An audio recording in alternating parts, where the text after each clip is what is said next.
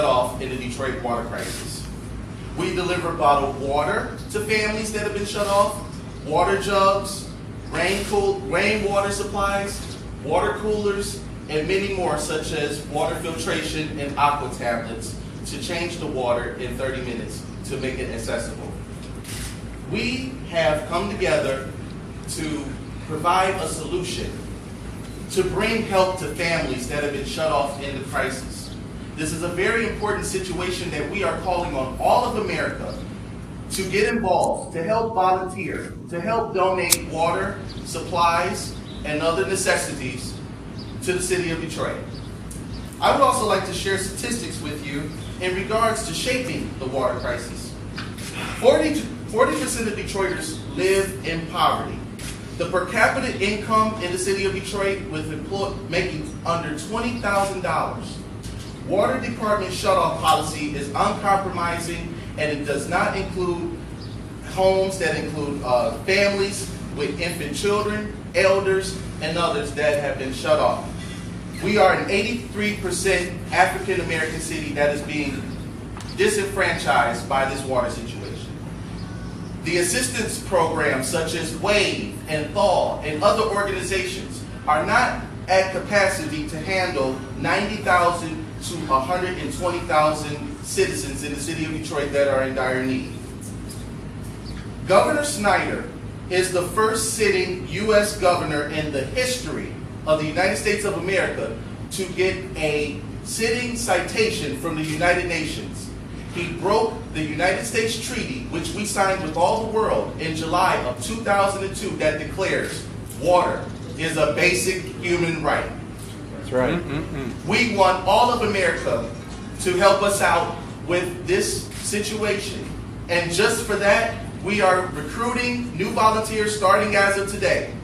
And with that, I want to introduce a woman that has helped us so much in our efforts in recruiting and volunteering and being out there in the streets of Detroit. Yes. Can we get your name, please? Yes. Your name. My name is Demeko, D-E-M-E-E-K-O, Williams, W-I-L-L-I-A-M-S. And I am the coordinator of the Detroit Water Brigade. Okay? Now, I would like to introduce, to talk about our recruiting, to talk about volunteering, and how to get involved with Miss Monica Lewis-Patrick from Detroit Flow. Yay, Monica.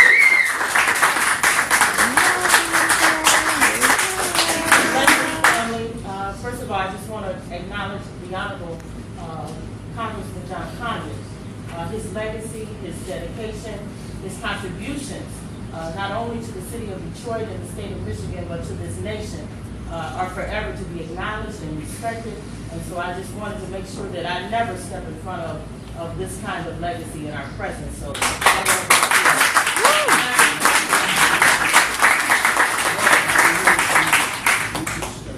yes, sir, but only with your permission.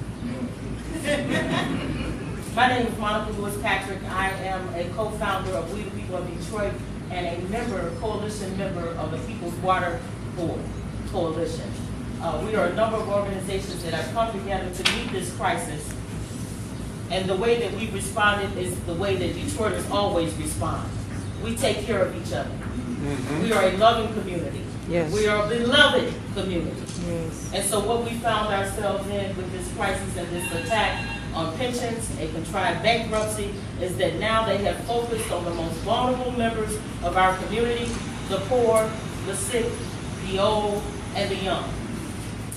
And so we've said not on our watch, and with this collaboration, we have united and we have put together the People's Water Station. The first one went up last Saturday. A coalition of young people from all over the nation helped get that facility up. We also want to thank Queen Mother Helen Moore and the members of the board for the Dexter Amherst Community Center, because they were the first to step up and say, we will take on this responsibility of having a People's Water Station.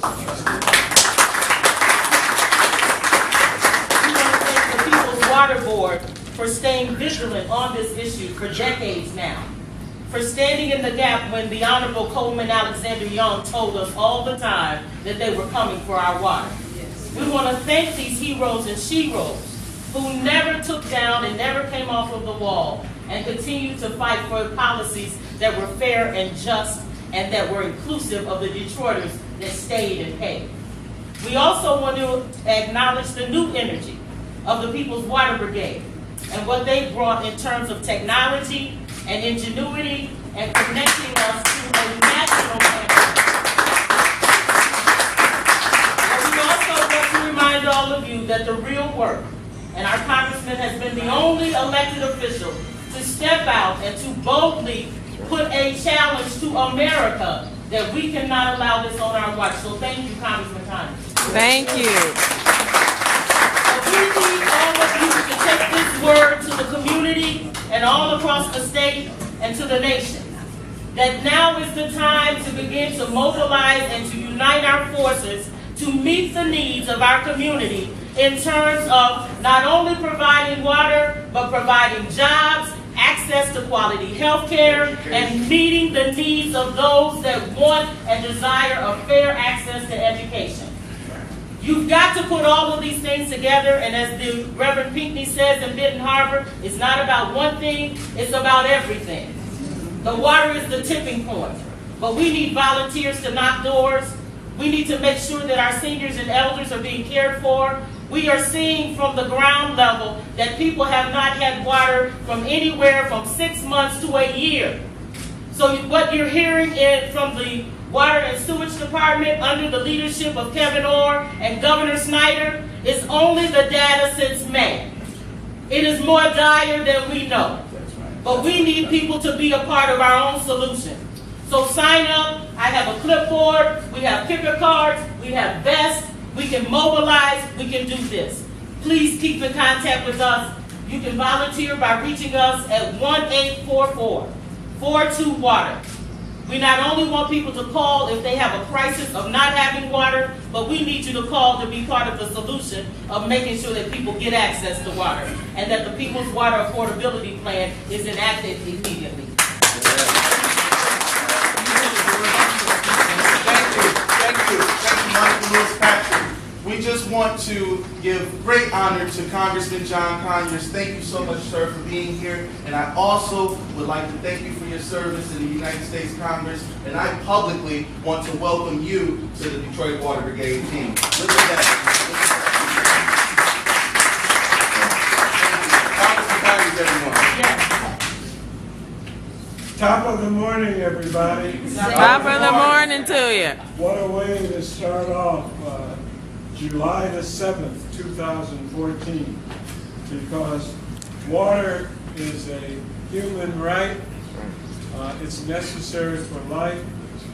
And I am pleased to know that there are this many people and organizations, including Ron Scott, who's been working at this quite a while to deal with a critical problem that's probably affecting other people across the country, and also in Michigan as well.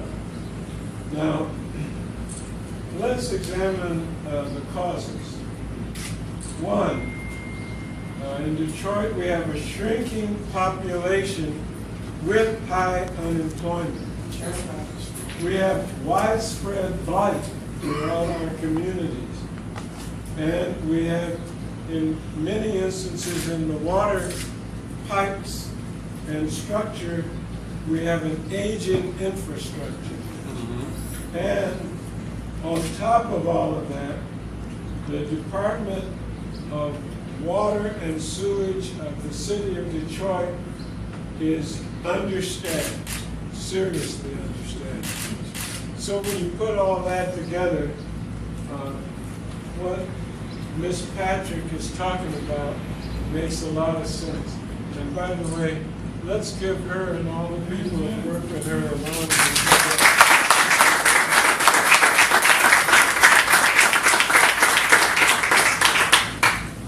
Now, I took the liberty of calling the Detroit Water and Sewage Department this morning. And I have spoken with Ms. Ragland, the Assistant Director, and Ms. McCormick, the Director of Detroit Water and Sewage Department. And I am going to make a couple of recommendations, but before I do it, this is a national issue. Yes. I gotta get the federal government, and I've written a letter to President Obama urging him to join with me in getting the release of some serious funds that are available at the federal level. Yes. And that I feel is my responsibility as a member of Congress from this area. We have a problem here in which we can work our way out of it, but my first suggestion is to see if we can set up a meeting with whomever we designate here to be representative, to meet with the director and assistant director of the Detroit Water Supply and Water and Sewage Department. We should have a meeting and sit down and talk about this. We don't want to start off antagonistic if we can avoid it. They represent us, and we represent ourselves. And so what we want to do is see how far we can get on this today. And that's my main proposal. Now, normally, we have these emergencies, and there are more nonprofits set up to help when there are gas and light shortages. It's ironic that water, without which you can't get to anything else, is involved, doesn't have the same kind of nonprofit backup. So it's in this spirit that I am proud to join you. We want to explain to our governor that we can't change the Constitution to get to the water source. That would take years. We've got an emergency that demands immediate action, regardless of what's in the Constitution. We can work on that after we get water available.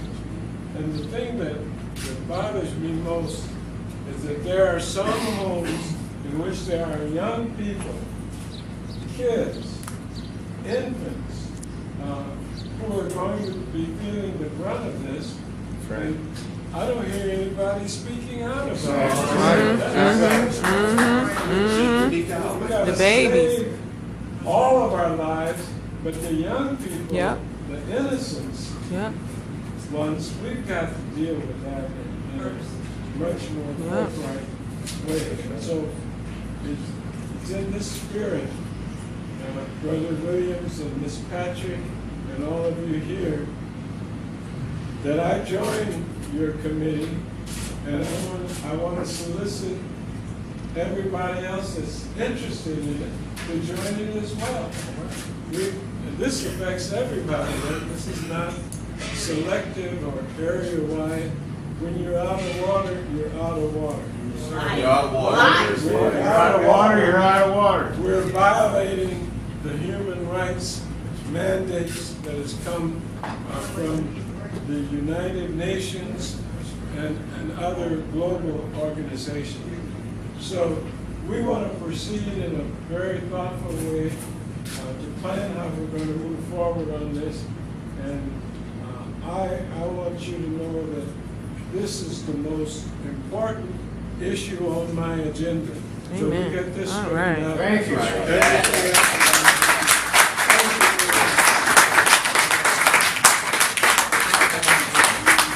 Thank you, Congressman Conyers. We appreciate the sentiments, appreciate the love. Thank you so very much. Also, thank yous should go out to everyone who has helped us in the endeavor.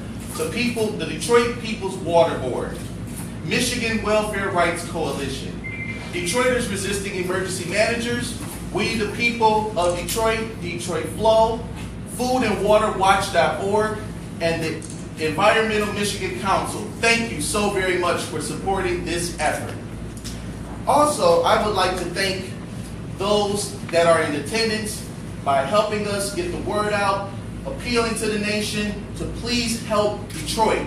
Please help Detroit. We need you. We need you, Mr. President, Mr. Obama. We need you, President, to come here to intervene in this situation. We need you to come bring us water. We need water. We need refreshment of life here to the city of Detroit.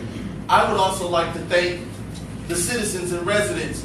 Please help us in this endeavor of getting involved. Let's bring water to seniors who need to take their medication, to children that need to wash and bathe, for people that need the water to drink.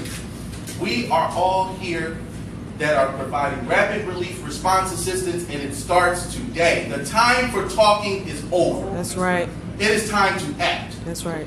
And also, I would like to thank Marianne Kramer here. She has been on the front lines of keeping our water over 30 years.